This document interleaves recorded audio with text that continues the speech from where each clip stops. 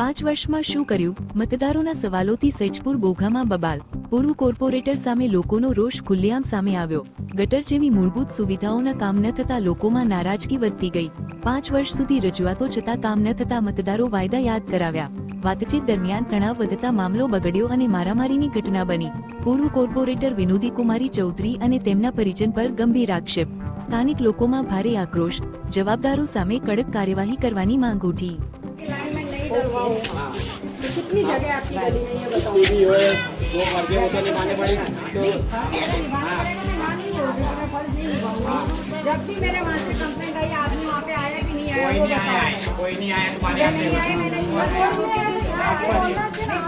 नहीं बोलने का ही चालू है आपका कोई अधिकार नहीं है अधिकार नहीं बोलने का नहीं आपका